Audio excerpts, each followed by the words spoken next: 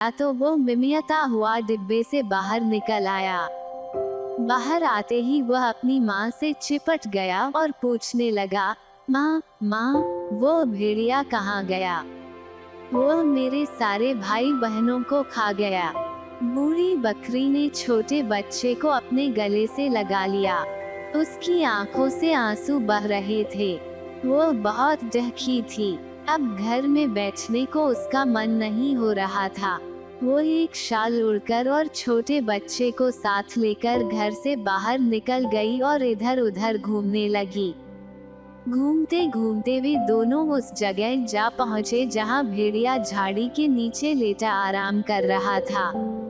वो बकरी के 6 बच्चों को निगलकर बड़ा खुश मालूम हो रहा था और गहरी नींद में सोया पड़ा था। उसको इस तरह सोया हुआ देखकर बकरी को बड़ा गुस्सा आया। वो उसे सजा देने के उपाय सोचने लगी। उसने जरा आगे बढ़कर भेड़िए के पेट को ध्यान से देखा। उसे लगा कि अंदर कोई हिल डुल रहा है। उसे यह समझते देर न लगी कि भेड़िए ने जल्दबाजी में बच्चों को सीधा उठाकर अपने गले से नीचे उतार लिया था। बकरी को लगा कि बच्चे अब भी भेड़िए के पेट में उछल कूद मचा रहे हैं। बूढ़ी बकरी दौड़ती हुई फिर से अपनी कुटिया में पहुंची और वहां से एक कैंची और सुई धागा ले आई। फिर उसने आहिस्ता आहिस्ता कैंची चलाकर भेड़िए के पेट में एक बड़ा सा छेद कर दिया। छेद के होते ही उसमें से पहले बड़ा मेमना निकला, फिर उसके बाद उससे छोटा। इस तरह एक एक करके सभी मेमने उछलते हुए बाहर निकल आए। बाहर आकर वे लोग अपनी माँ के आसपास उछल कूद मचाने लगे। बूढ़ी बकरी ने फुसफुसाते हुए कहा, चुप रहो, चुप रहो, धीरे बोलो, भेड़िया जाग जाएगा तो सारा खेल खराब हो जाएगा। इसके बाद बकरी ने अपने बच्चों को नाले के किनारे से बड़े बड़े पत्थर उठा लाने के लिए कहा।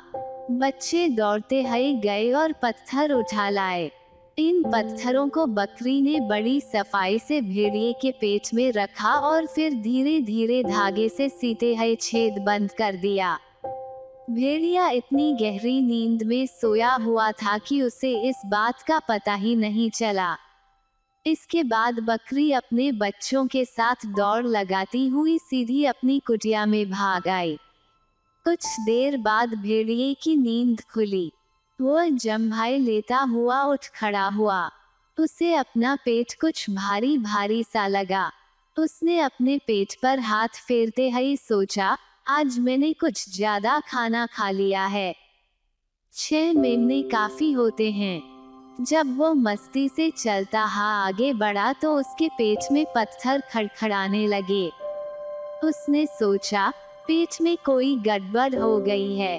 वो जल्दी जल्दी कदम रखता हुआ नाले के किनारे पहुंचा। उसका जी घबरा रहा था, उसे प्यास भी लगी हुई थी। जब वो झुककर नाले में पानी पीने की कोशिश करने लगा तो उससे अपना वजन संभालते नहीं बना। पेट में पड़े पत्थरों के भार के कारण वह मुंह के बल लुकता पानी में जा गिरा। उसने पानी में से निकलने के लिए बहुत हाथ पैर मारे, लेकिन भला वह पानी में से निकल ही कैसे सकता था। उसके पेट में पत्थरों का भार था। वो पानी में गहरा डूबता चला गया और फिर कभी पानी के ऊपर नहीं आ सका। बकरी अपने 7 बच्चों के साथ फिर आराम से रहने लगी।